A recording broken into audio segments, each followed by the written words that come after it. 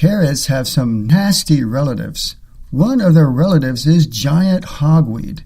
This is a phototoxic plant that you may have heard of if you're a Walking Dead fan. It's the plant that Negan pointed out growing out of the walkers' bodies, the stuff that made Aaron go temporarily blind after fighting off the hogweed-infested zombies. This effect was slightly exaggerated, of course. Other members of the family are quite poisonous, like poison hemlock, water hemlock, fool's parsley, and others. Perhaps an association with these poisonous brethren contributed to the belief that carrot greens are poisonous. While they do contain alkaloids that could be harmful if consumed in outrageous quantities, this is true of many other edible leafy greens. Most of us, though, buy our carrots with the green tops removed. They are sometimes available with the top still on, and they are perfectly edible and commonly eaten in many countries. It's unfortunate that we don't commonly eat the green leafy carrot tops in the U.S. because they are quite nutritious and tasty. But why don't we Americans eat them? Well, besides their association with poisonous plants, which is perhaps not as well known today, the reason we don't eat the carrot greens in the U.S.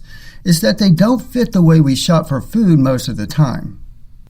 Carrot greens do not keep well and wilt very quickly, so you have to use them pretty much the day you purchase the carrots. For most Americans, this just doesn't work well, meaning the market for fresh carrots with the green leaves intact is not large, and shipping and keeping them is not economically feasible. They have to be grown and purchased locally, or at least not shipped very far, and this is why they are harder to find than carrots without the greens, which can be stored longer, shipped further, and sold much later. If you do buy carrots with the greens, you have to remove the greens immediately or they will draw moisture from the carrot roots.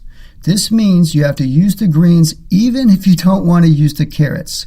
Fortunately, you can cut off the fresh greens and store them in a plastic storage bag in the freezer for later use. So what do the green carrot tops taste like? Well, carrot tops taste a lot like parsley mixed with carrots with some bitterness.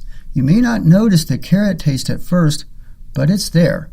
It makes sense for the greens to taste like parsley since they are in the parsley family.